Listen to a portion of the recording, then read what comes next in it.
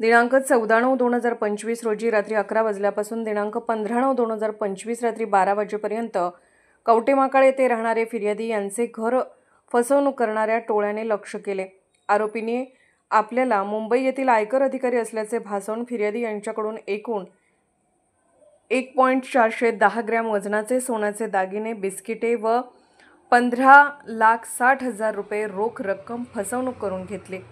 गंभीरतेने घेतलेल्या या प्रकरणात माननीय विशेष पोलीस महानिरीक्षक श्री सुनील फुलारी यांच्या मार्गदर्शनाखाली पोलीस अधीक्षक श्री संदीप घुगे, अप्पर पोलीस अधीक्षक श्रीमती कल्पना बारवकर व उपविभागीय पोलीस अधिकारी श्री सचिन थोरबोले यांनी तपासाची दिशा निश्चित केली। स्थानिक गुन्हे अन्वेषण शाखा आणि कवटेमहाकाळ पोलीस ठाणे यांनी तपास सुरू केला आहे। तांत्रिक माहिती गोपनीय बातमीदाराकडून मिळालेल्या माहितीवरून एक महिला आरोपी पुणे येथे असल्याचे समजले। तात्काळ महिला पोलीस उपनिरीक्षक तेजश्री पवार यांच्या नेतृत्वाखाली पथकाने आरोपीला ताब्यात घेतले। आरोपीने तिच्या इतर साथीदारांसोबत फसवणूक केली असल्याचे कबूल केले। पुढील तपासात आरोपी पार्थ महेश मोहिते आणि साई दीपक मोहिते यांना कोल्हापूर येथून ताब्यात घेतले। त्यांच्याकडे असलेल्या सोन्याचे दागिने, बिस्किटे आणि 15,05,000 रुपये जप्त करण्यात आले। आरोपीने फसवणूक केलेल्या मुद्देमालाबाबत आपला अपराध कबूल केला।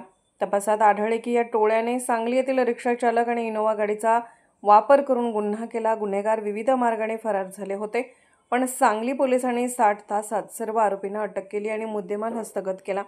सदर तपास कवटेमहाकाळ पोलीस ठाणे आणि स्थानिक गुन्हे अन्वेषण शाखेच्या निरीक्षक ज्योतिराम पाटील यांच्या नेतृत्वाखाली सुरू आहे। तपासात अजून काही आरोपींचा समावेश होऊ शकतो।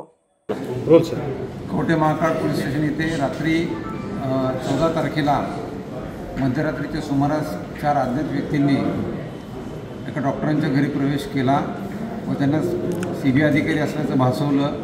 त्या ठिकाणी बनावट ओळखपत्र दाखवण्यात आली आणि त्यानंतर त्यांच्यावर छापा असल्याचं त्या ठिकाणी त्यांनी डॉक्टरांना सांगून त्यांच्याकडचा जो 15,60,000 रुपये कॅश व साधारणतः 1 किलो 400 ग्राम सोनं त्यांच्याकडून त्यांनी जप्त केलं होतं बनावट छाप्यामध्ये आणि त्या प्रकारे डॉक्टरांची फसवणूक केली होती।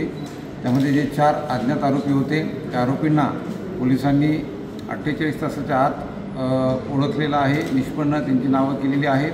त्यापैकी 3 आरोपी ही पोलिसांच्या आता ताब्यात आहेत आणि जो या गुन्ह्यामध्ये फसवणूक केलेला एकूण मुद्देमाल होता 1,20,00,000 रुपये, तो सर्वच्या सर्व मुद्देमाल पोलिसांनी जप्त केलेला आहे।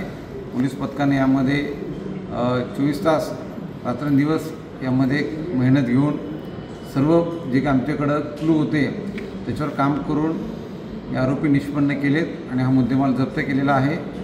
एकूण 7 आरोपी यामध्ये आम्हाला निष्पन्न होत आहेत, ज्यामध्ये 3 आरोपी आता पोलिसांच्या ताब्यात आहेत आणि उर्वरित आरोपी लवकरच आमच्या ताब्यात येतील।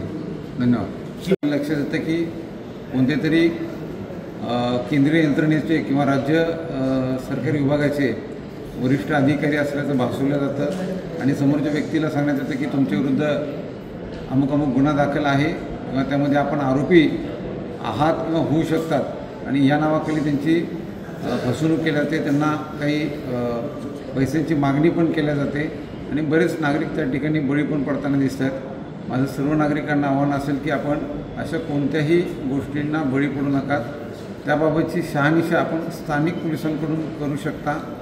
स्थानिक पोलिसांच्या माहितीबाहेर हा कोणताही प्रकार होत नाही। त्यामुळं त्या ठिकाणी अशी काही केस आपल्याविरुद्ध असेल आणि तसं काही छापा किंवा आपल्यावर काही अटकेची कारवाई असेल तर निश्चितच योग्य ती प्रक्रिया त्या ठिकाणी फॉलो केल्या जाते आणि स्थानिक पोलिसांना त्याची माहिती असते।